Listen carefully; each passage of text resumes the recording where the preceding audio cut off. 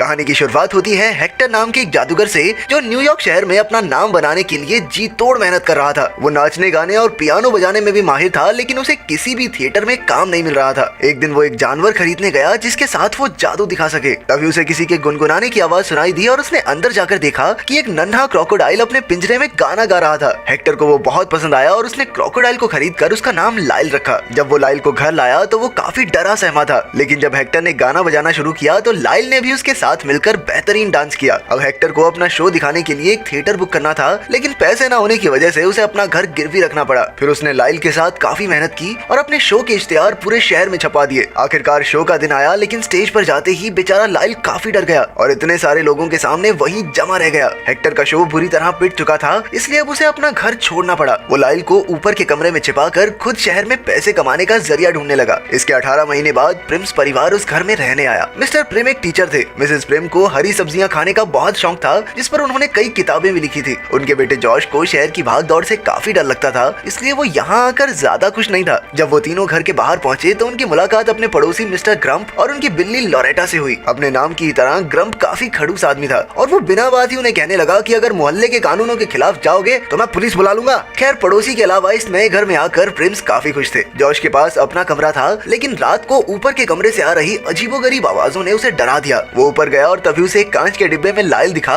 जो मूर्ति बनने का नाटक कर रहा था। जॉश को भी लगा कि लाइल एक नकली क्रोकोडाइल है, इसलिए वो उसे नजरअंदाज करके लौट आया। अगली सुबह मिसेस प्रिम उसे अपने साथ न्यूयॉर्क की भीड़ से भरी सड़क से होते हुए ट्रेन में स्कूल लेकर गई, ताकि उसका डर थोड़ा कम हो जाए। लेकिन जॉश के स्कूल का पहला दिन काफी बुरा रहा, क्योंकि उसे दोस्त बनाने नहीं आते थे। वो पूरा समय अकेला रहकर घर लौट आया। फिर उसके कमरे की खिड़की पर पड़ोस की बिल्ली लॉरेटा आई और उसका रखा सारा दूध पी गई। फिर जॉश उसे अंदर लाकर उसके साथ खेलने लगा। अचानक उसे ऊपर के कमरे से फिर से वो अजीब सी आवाजें सुनाई दी, इसीलिए वो लॉरेटा के साथ वहाँ जांच करने पहुंचा। अचानक उन्होंने लाइल को हिलते हुए देख लिया। बिल्ली गुर्राकर उस पर कूद गई और जैसे ही लाइल ने हैरानी से अपना मुंह खोला तो वो सीधा उसके पेट में जा गिरी। ये देखकर जॉश के तो होश उड़ गए और वो जोर जोर से चिल्लाने लगा। तभी लाइल खिड़की से भाग निकला और जॉश लॉरेटा को छुड़ाने के लिए उसका पीछा करने लगा। जॉश को ऊंचाई से काफी डर लगता था, लेकिन इस बार वो अपने डर को हराते हुए नीचे उतर गया। वहीं जब ग्रम्प को इतना शोर सुनाई दिया तो उसे शक होने लगा कि कुछ तो गड़बड़ जरूर है। उधर लाइल का पीछा करते करते जॉश एक सुनसान गली में आ पहुंचा, जहां एक आदमी ने उसे लूटने की कोशिश की। जब लाइल ने जॉश को चोर के साथ देखा तो उसने एक जबरदस्त दहाड़ से उसे डराकर भगा दिया। इसी दहाड़ के साथ वो बिल्ली लॉरेटा भी उसके पेट से बाहर आ गई। अब जॉश को वापसी का रास्ता नहीं पता था, इसलिए लाइल उसे वापस घर ले आया। इसके बाद जॉश रास्तों से होता हुआ स्टेशन तक पहुंच गया, क्योंकि अब उसका डर निकल चुका था। वो बिना अपनी माँ की मदद के सीधा स्कूल तक पहुंच गया। स्कूल की लाइब्रेरी में जॉश ने ट्रूडी नाम की एक लड़की से दोस्ती करने की कोशिश की,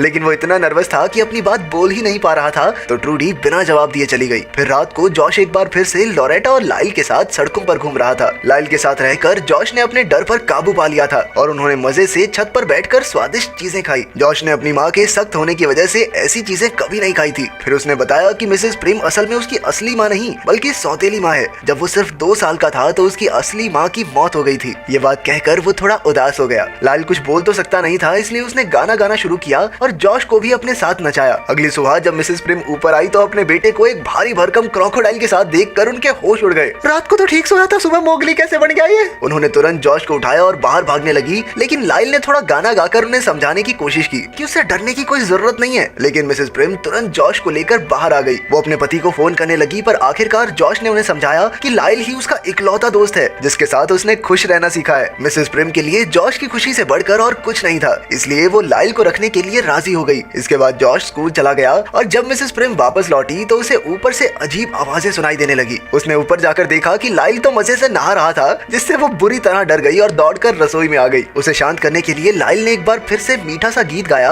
और साथ ही उनके लिए खाना भी बनाने लगा। उसे देखकर मिसेस प्रिम को अपने पुराने दिनों की याद आ गई और जल्द ही वो उसके साथ मिलकर केक बनाने में जुट गई। इसके बाद उन्होंने पेंटिंग भी की और फिर जब वो सोने गई तो वो इतनी खुश थी कि मिस्टर प्रिम को उस पर शक हो गया कि चक्कर चल रहा है इसका कहीं पे। मेरे साथ तो इतनी खुश नहीं हो सकती। जब जॉश स्कूल से लौटा तो लाइल और अपनी माँ को नाचते गाते देख वो भी उनके साथ शामिल हो गया और फिर रात को वो तीनों शहर में सैर सपाटे पर निकल गए। उधर उनके शोर की वजह से उनके पड़ोसी ग्रम्प का शक बढ़ता जा रहा था, इसलिए उसने अपनी खिड़की के बाहर कैमरे लगवा दिए। एक सुबह जब मिस्टर प्रिम ने अपनी पत्नी को पिज्जा बनाते देखा तो उसने पूछ ही लिया कि क्या उसकी जिंदगी में कोई नया आ गया है। अपने पति का शक दूर करने के लिए मिसेस प्रिम को उसे लाइल के बारे में बताना ही पड़ा। जैसे ही उसने लाइल को देखा उसकी सिट्टी पिट्टी गुम हो गई और वो भागने लगा, लेकिन तभी दरवाजे पर हेक्टर आ गया। लाइल उसे देखकर काफी गुस्सा हो गया, क्योंकि हेक्टर उसे यूं ही लावारिस छोड़कर चला गया था। लेकिन हेक्टर ने जैसे तैसे गाने गाने गाकर उसे मना ही लिया। फिर मिसेस प्रिम ने मकान मालिक को फोन किया तो पता चला कि हेक्टर के कॉन्ट्रैक्ट के मुताबिक वो साल में 15 दिन अपने घर में रह सकता है। बाद में हेक्टर, जॉश और लाइल मिलकर रात तक गाने बजाते रहे, जिससे मिस्टर प्रिम और ग्रम्प ढंग से सो नहीं पाए। अगले दिन मिस्टर प्रिम इस सबसे परेशान होकर अकेला ही दौड़ने निकल गया। इसके बाद मिसेस प्रिम, जॉश और हेक्टर लाइल को भी अपने साथ शहर घुमाने ले आए। कोई सोच भी नहीं सकता था कि शहर की सड़कों पर एक क्रोकोडाइल घूम रहा है। उस दिन उन सब ने खूब मस्ती की और मिस्टर प्रिम ने घर लौटकर देखा तो सब मिलकर खेल रहे थे। वो अब भी एक क्रोकोडाइल का उसके घर में रहना इमेजिन नहीं कर पा रहा था, इसलिए लाइल ने उसका मन बदलने का फैसला किया। वो उसके रेसलिंग के पुराने कपड़े लेकर उसके पास गया और लड़ने को कहा और फिर उसे खुश करने के लिए जानबूझकर हार भी गया। इससे मिस्टर प्रिम में भी जोश आ गया और उसकी लाइल से अच्छी दोस्ती हो गई। एक दिन हेक्टर ने उन सबको जबरदस्त मैजिक शो दिखाया और आखिरकार लाइल को गाना गाने के लिए बुला लिया। लाइल प्रिम्स परिवार को पसंद करता था, इसलिए उसने गाना गा दिया, लेकिन हेक्टर को लगा कि अब तो वो हजारों लोगों के सामने शो करने के लिए बिल्कुल तैयार है। अब उसने लाइल को तैयार करना शुरू कर दिया। जॉश ने उसे समझाया भी कि इस वक्त लाइल को एक परिवार की जरूरत है, लेकिन हेक्टर नहीं माना और उसे अपने साथ शो के लिए ले गया। कुछ घंटों बाद हेक्टर लौटा तो वही हुआ जिसका जॉश को डर था।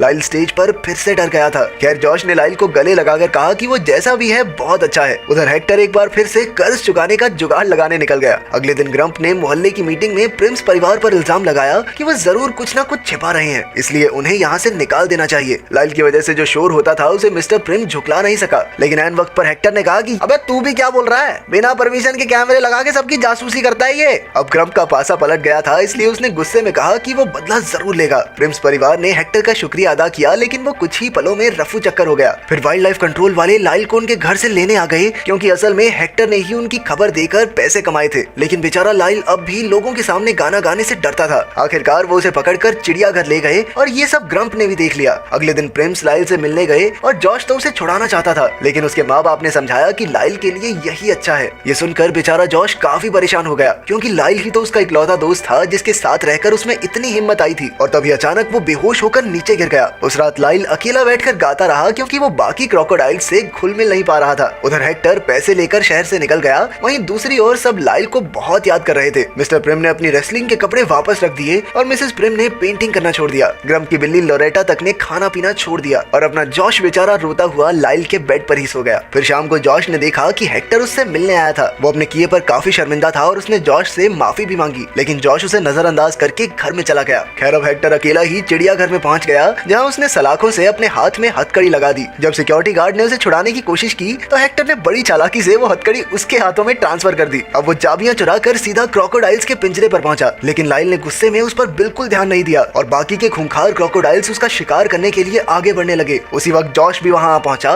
लेकिन उसने कहा कि वो हेक्टर की मदद तभी करेगा जब वो अपनी गलतियां सुधारेगा। फिर हेक्टर ने लाइल से दिल से माफी मांगी और कहा कि अब से वो अपने असली परिवार यानी प्रिम्स के साथ रह सकता है। ये सुनते ही लाइल उनके साथ भागने को तैयार हो गया, लेकिन तब तक बहुत देर हो गई थी और पुलिस बाहर खड़ी उनका इंतजार कर रही थी। हेक्टर ने कहा कि वो बाइक पर भाग सकते हैं, लेकिन जॉश कहने लगा कि कब तक लाइल ऐसे छिपकर जीता रहेगा, उसे अपनी असलियत दुनिया के सामने लानी ही चाहिए। तभी उसे अपने स्कूल के डांस शो वाली बस दिखाई दी और वो समझ गया कि अब यही एक रास्ता है। फिर हेक्टर ने जादू से पुलिस का ध्यान भटकाया और जॉश लाइल के साथ बाइक पर भाग निकला। वो शो पर पहुंचे, लेकिन लाइल को देखकर ट्रूडी भी डर गया। फिर जॉश ने उसे सब समझाया और आखिरकार ट्रूडी उन्हें अपनी जगह स्टेज पर भेजने के लिए मान गई। जैसे ही वो दोनों स्टेज पर पहुंचे तो सभी लोग एक असली क्रोकोडाइल को देखकर घबरा गए। उन्हें देखकर लाइल भी डर गया और अब पुलिस भी उन्हें पकड़ने आ चुकी थी। उसी वक्त जॉश ने गाना शुरू कर दिया और उसे देखकर आखिरकार लाइल ने भी अपने डर को हराया और हजारों लोगों के सामने गाने लगा। उसका गाना देखकर सब दीवाने हो गए और आखिरकार पुलिस भी पीछे हट गई। एक महीने बाद प्रिम्स कोर्ट में थे, क्योंकि उनके पड़ोसी ने क्रोकोडाइल को घर में रखने के लिए उन पर केस कर दिया था। जज को भी ग्रम्प की बात सही लगी, लेकिन इससे पहले कि वो फैसला सुनाता,